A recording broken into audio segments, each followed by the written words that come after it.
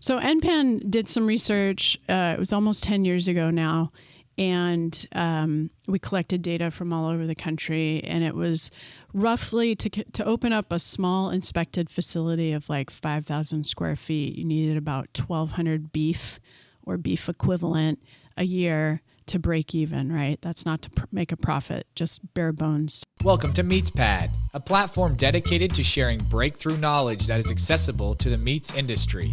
On each episode, we will hear from meat specialists and professionals to talk about numerous topics in meat science.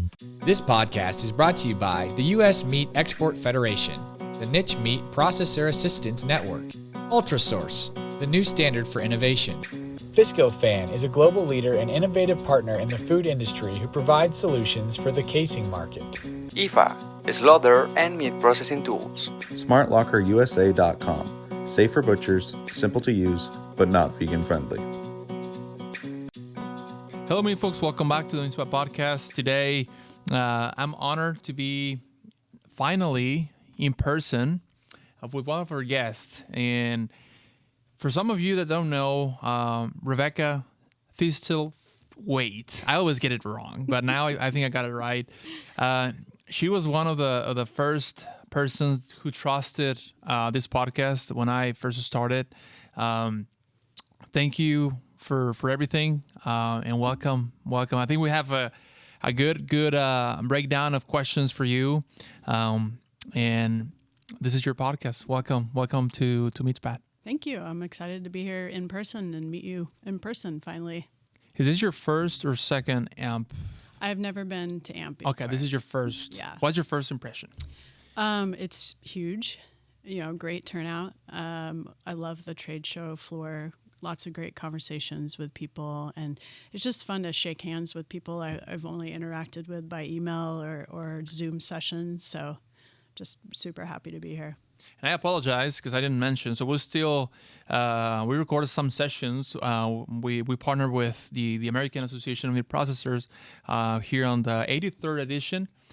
So Rebecca is the director of the Niche Meat Processor Assistance Network, NMPAN. Yep. And I have the privilege to work as an advisor for the association. Mm-hmm. But please tell us some of your role and what NMPAN is.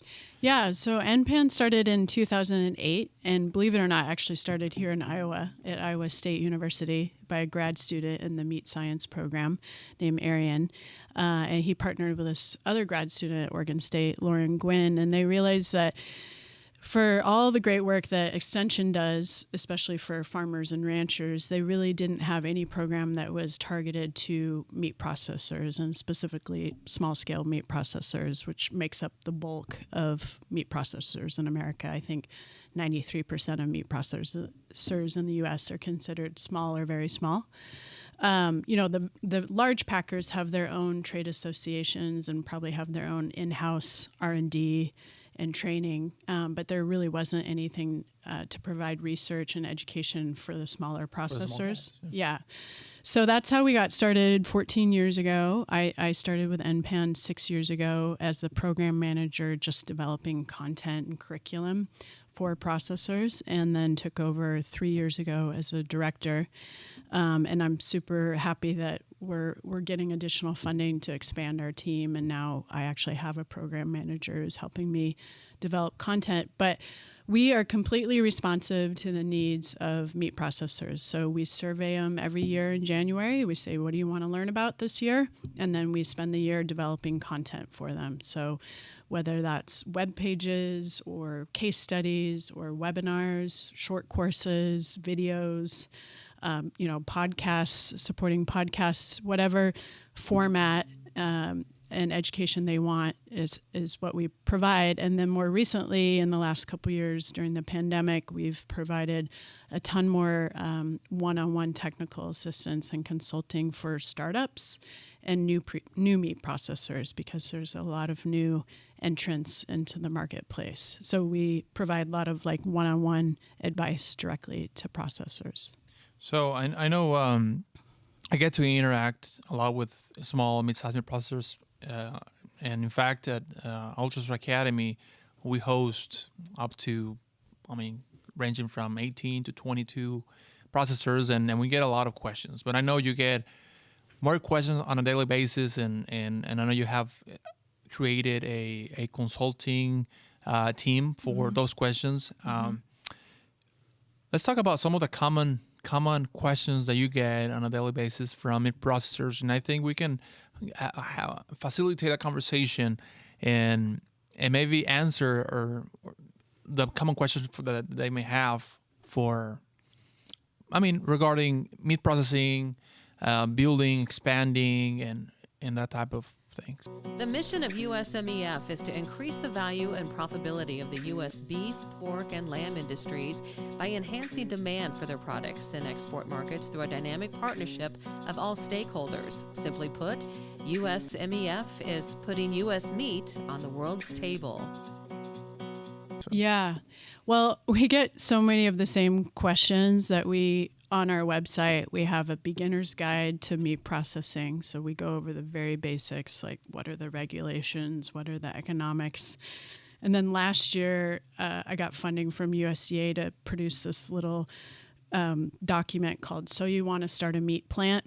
And it really just goes over all those basic questions. So when people call me, especially newbies and beginners, I tend to funnel them first towards those resources so I don't have to answer the same question over and over again.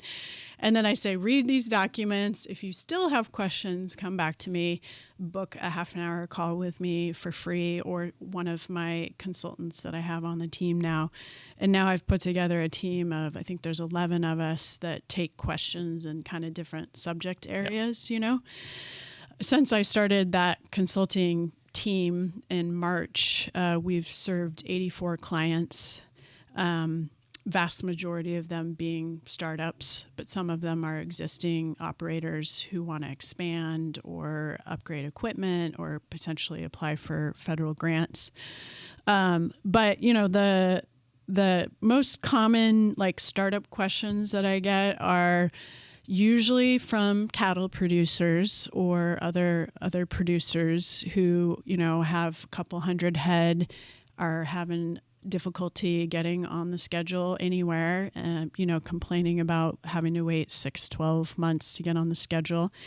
And they're frustrated, and they have determined that they need to take matters into their own hands and open up their own facility. And so they call me saying, you know, is this a good idea? What do I need to know? You know, what are the pros and cons?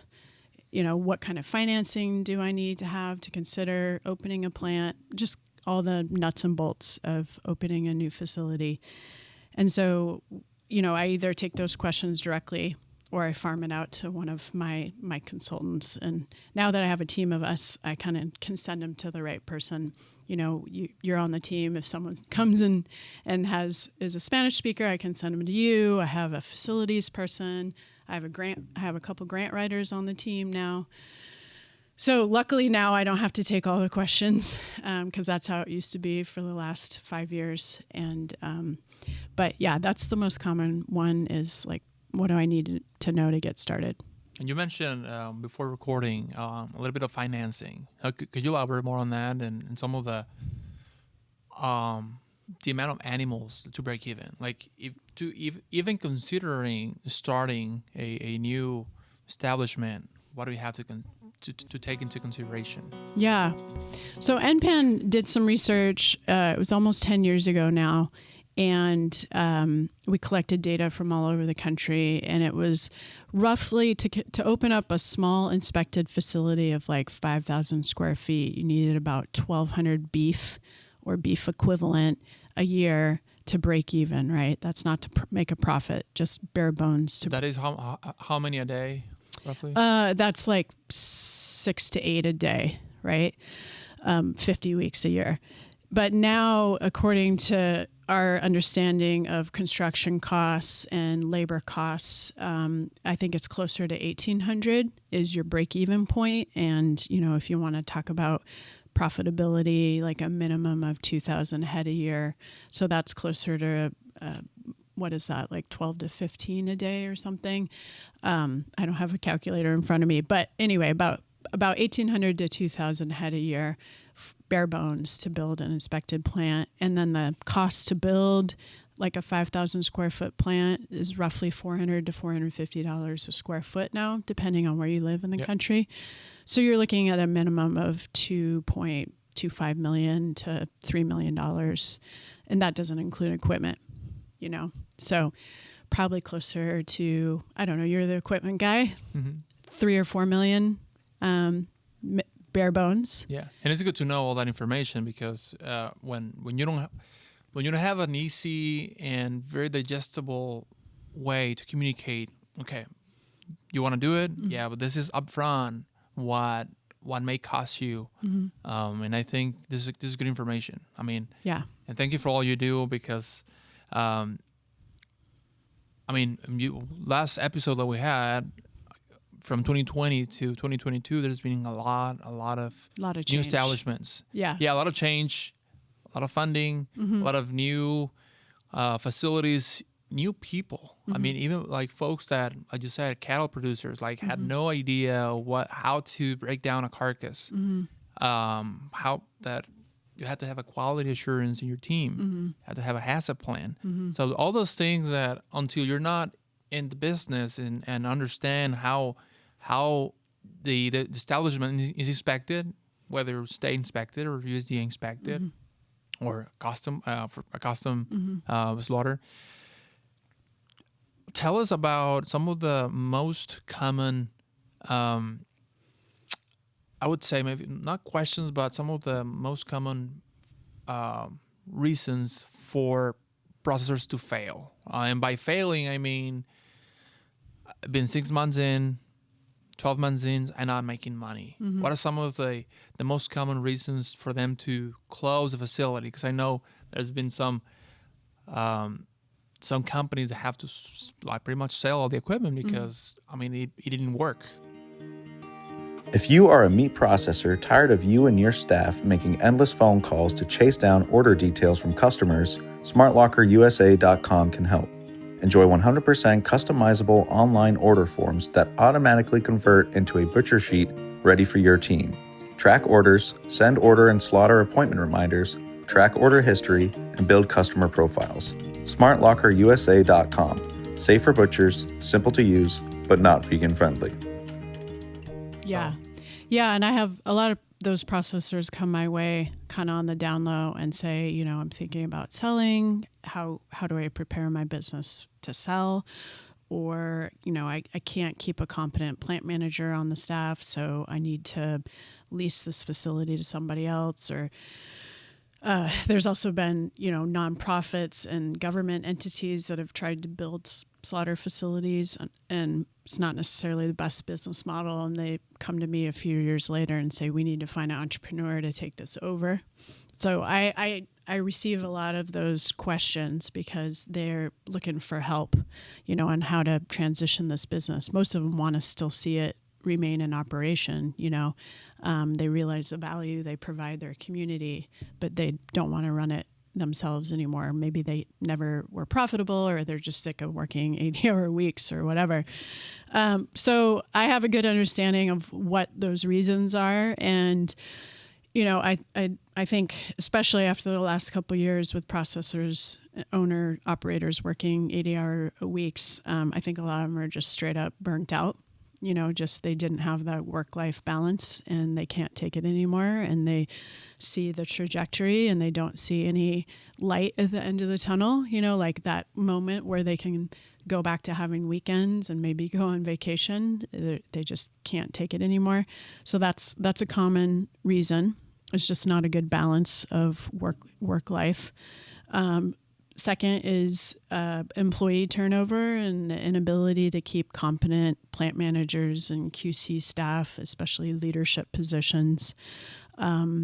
You know, they'll train people up because you can't really generally just find those people out on the streets, plant managers looking for jobs. So they often train people up and they get them to a competent level. And then those people leave for either another plant position or just a non-meat processing position that pays better and has better benefits, you know. So So labor, I think, is another huge factor. And then I think a lot of plants get built based on an idea that there's going to be a consistent volume of animals year round. Oh, well, I live in a county where there's more cattle than people, like Montana. And I'm like, well, that's great, but where are your eaters? Where are the people who buy that meat? And then aren't all the cattle finished at the end of the year? Who's going to bring you animals during the wintertime in the spring? And they're like, they don't often think about that. I encourage them to think about that before they invest $5 million. But if they've already built the plant, that the volume inconsistency is a huge problem for cash flow and to be able to keep their employees on staff. So they have to start to figure out other things to do. So I encourage them to look at, value-added products or RTE products, or, if they're a vertically integrated outfit, could their staff work on the farm for part of the year and then in the plant for part of the year? Could they take hunted game? Like, what else can they do to even out the volume? So I think those are probably like the three main issues. But I'm concerned that a lot of new entrants are coming into meat processing because of all of the federal and state dollars that are coming their way that may not be ready and prepared for it. And, I'm trying not to be pessimistic, but I am a little concerned in a couple years we're going to see a bunch of plants for sale and a bunch of equipment for sale by people who probably didn't have the right volumes to begin with to get into it. Well, it's I think it's bottom line is not only the financing portion of it. There's a lot that goes into it, and we're here to help. So that's an important part before you even considering getting a plan. Get all the information from people like you, people like us at Ultrastores that can help you from scratch, even in the startup plan. What do you want to do? And we have a great team of meat scientists who can help you out, and they're very supportive of all this. So I think it is a non-traditional time, right? You would see it was not normal 5 years ago seeing that many people interested in getting new plans and being involved in the meat industry. But I think it's good. It's a good time for the meat industry. Yeah. It's a good time for everyone. It's a good time for AMP. So it's exciting. There's a lot of infusion of new energy. I think it's great that we're seeing younger entrants into the processing space. We need that.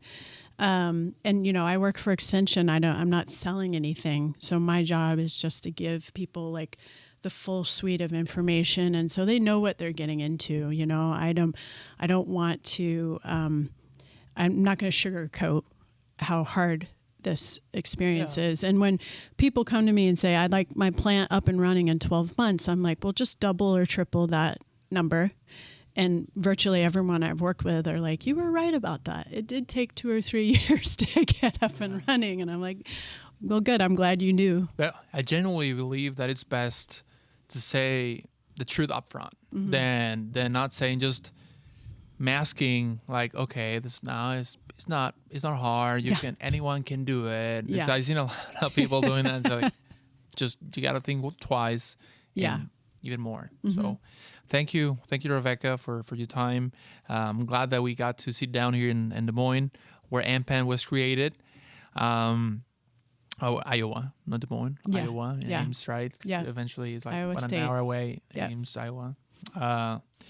Thank you for everyone. Thank you all the audience. We'll keep working to get all this content and all this knowledge. We talked with Dr. Hauser, which actually is a faculty at Iowa State. The importance of getting all the things that sometimes over our heads as far as science and meat science. How can we have to translate it into layman's terms? Yeah. So I think that's part of our job. And thank you again for joining us today. And hopefully we get to visit to the west side sometime. Oh yeah, that'd be great. Thank you. Thank you guys. We'll see you soon.